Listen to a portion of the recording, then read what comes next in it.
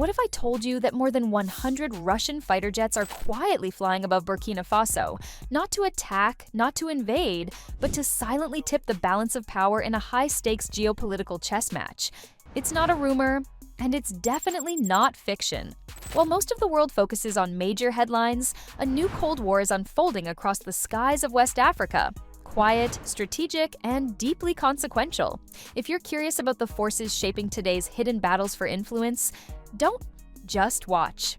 Subscribe, because this story goes deeper than you think. To truly understand what's happening in Burkina Faso today, we need to take a step back to September 2022. That's when Captain Ibrahim Trare, a relatively unknown yet ambitious officer in his early 30s, led a successful coup that ousted the previous transitional president, Paul-Henri Sandaogo Damiba. Damiba had himself come to power through a military coup just months earlier, promising to crush the country's growing jihadist insurgency. But public frustration mounted as terrorist attacks continued to escalate. Armed groups linked to Al-Qaeda and ISIS were expanding their reach. Entire communities were cut off, and hundreds of thousands fled their homes. Trare, backed by disillusioned junior officers, claimed Damiba had failed the people, and in a swift, dramatic takeover, he stepped in. What followed wasn't just a change in leadership, it was a dramatic shift in foreign alliances. Anti-French protests exploded. Crowds in Ouagadougou, Burkina Faso's capital, tore down French flags and targeted the French embassy, demanding an end to colonial-era interference. The mood was clear. The people wanted change, and they wanted it now. The Russia-Burkina Faso alliance. Fast forward to 2025. Trare remains in charge, but the road hasn't been easy.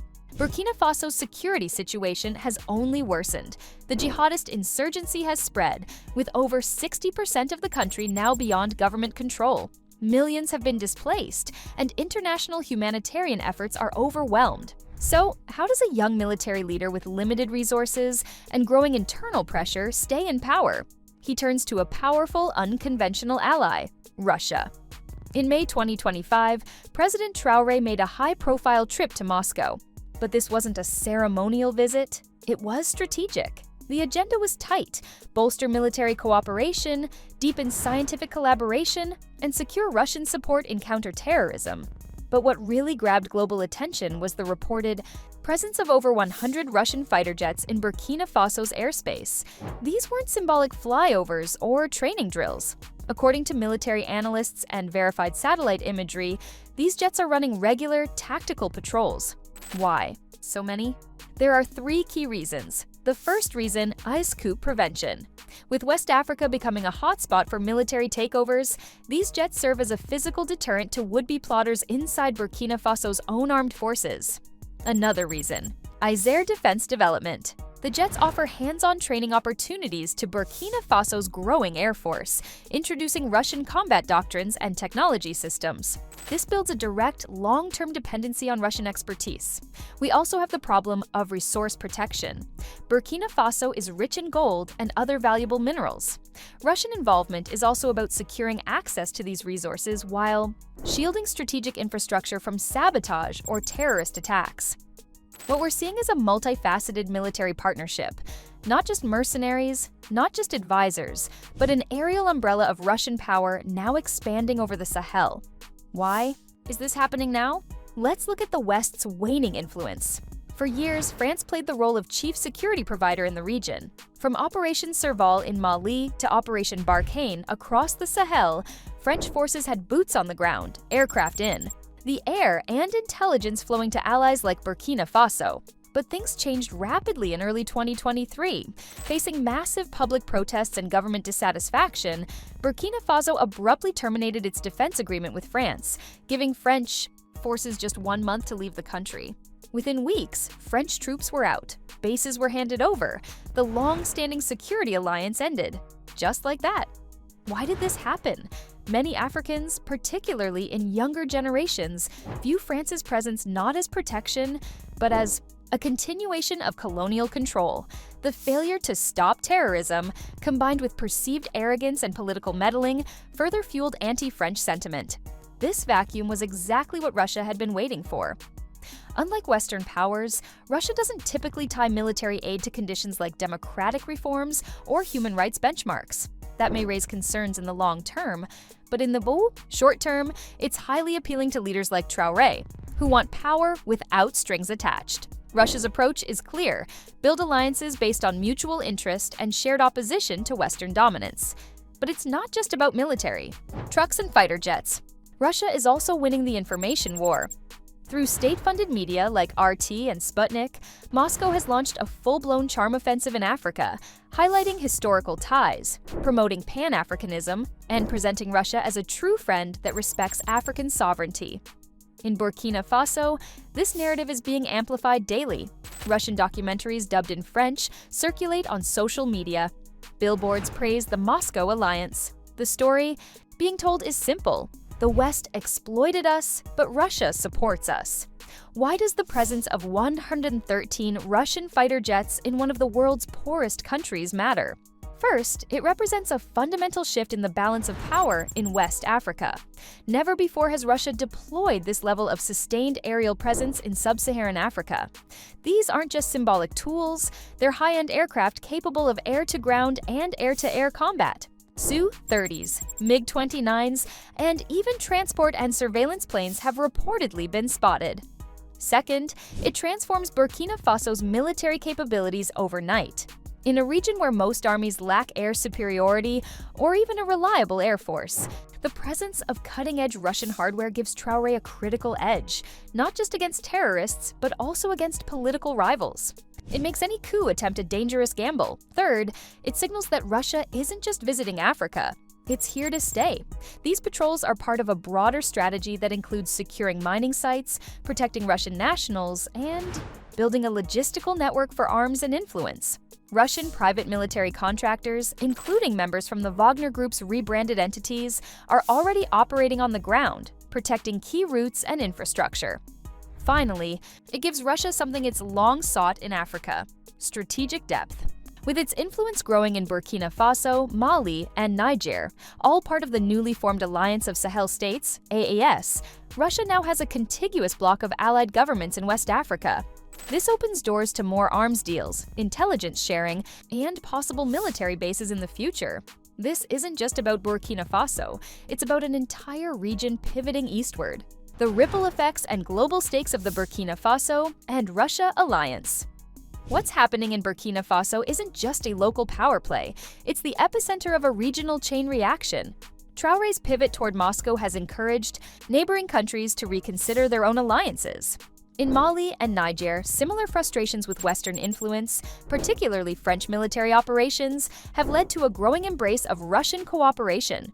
These countries, alongside Burkina Faso, now form the Alliance of Sahel States, AES, a coalition unified by shared security concerns and a vision for sovereignty free from Western oversight.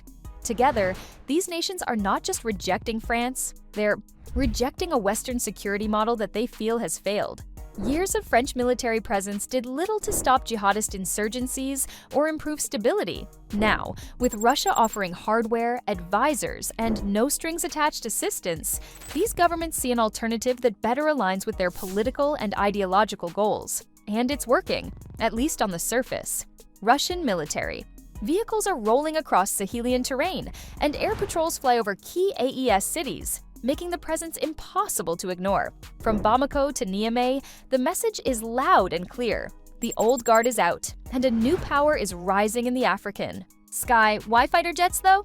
Let's take a closer look at Russia's decision to deploy over 100 fighter jets. These aren't just for intimidation. Russia's air power plays multiple strategic roles in the Sahel. First, there's psychological warfare. Just the sound of a jet overhead is a powerful signal to any would-be coup plotter or armed insurgent. You're being watched, and we're ready.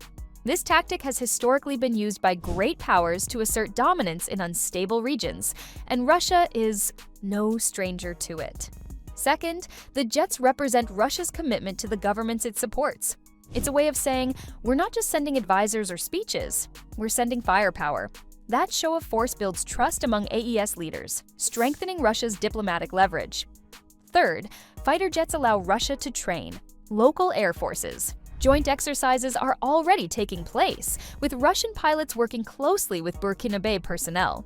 Over time, this could lead to a hybrid air command structure, where local forces take over patrol duties using Russian hardware and tactics, a cost-effective long-term strategy for Moscow. Lastly, there's an economic dimension. The jets help protect mineral extraction sites, especially gold and manganese mines, which are vital not only to local economies, but also to Russia's interests. These operations provide Moscow with access to resources that can fund both local operations and broader strategic goals. While fighter jets dominate headlines, there's another crucial piece of this puzzle: natural resources, especially gold. Burkina Faso is Africa's fourth-largest gold producer. With over 17 industrial mines and countless artisanal sites, gold is the lifeblood of its economy. But it's also a magnet for conflict. Jihadist groups often target mining zones for ransom, control, or extortion, while local militias fight over territory. Here's where Russia steps in. Reports indicate Russian private military companies, especially Wagner-affiliated groups, are securing these mining sites under official or unofficial agreements. In exchange, these companies receive partial control of mining operations or direct payments in gold. This creates a win-win for both sides. Burkina Faso gets security and stability in key economic zones, while Russia gains a revenue stream immune to Western sanctions and financial restrictions. It's geopolitics wrapped in gold dust, and it's becoming a defining feature of Russian influence in Africa. While fighter jets secure the skies, Russia is also waging a media and perception war on the ground. Through state-sponsored outlets like Sputnik Afrique and strategic partnerships with local radio and TV stations, Russia is reshaping the narrative. These media platforms praise the new partnership, frame the West as exploitative, and highlight Russian support as selfless and stabilizing. And it's effective. In Ouagadougou and Bamako, murals of Putin appear next to revolutionary slogans. Youth-led demonstrations call for stronger Russia ties. Facebook and Telegram are flooded with pro-Russian memes and anti-French content, creating a digital ecosystem that reinforces Moscow's message. This isn't accidental.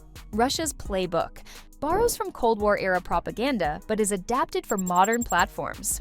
The aim is to build long-term ideological loyalty, not just among governments, but among citizens who see Russia as a trustworthy ally in a multipolar world. What is the West saying about all of this? While Russia builds influence brick by brick, the West is still scrambling to respond. The US and France have issued statements warning about Wagner's destabilizing role. There's been an increase in diplomatic visits and promises of development aid, but none of it seems to be reversing the trend. Why? Because for many Sahelian leaders, Western aid comes with strings attached: requirements for democratic reforms, anti-corruption measures, and human rights compliance. Meanwhile, Russia's model is transactional and immediate: weapons, training, and protection in exchange for access and allegiance. This difference in approach has made Russia the partner of choice for governments looking to consolidate power quickly without dealing with foreign criticism. Western nations are now re-evaluating their long-term engagement strategies. But unless they offer something more appealing, it may already be too late. The Sahel might have already switched sides in this new geopolitical contest. Let's look at the picture. Russia's involvement in Burkina Faso isn't about short-term wins. It's part of a long-term geopolitical strategy.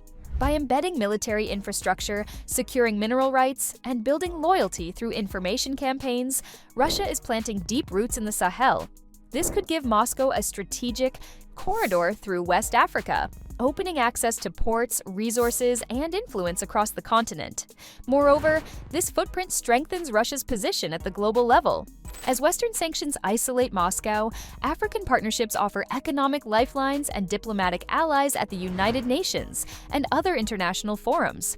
In essence, Russia is using Burkina Faso as a launchpad for a broader African strategy.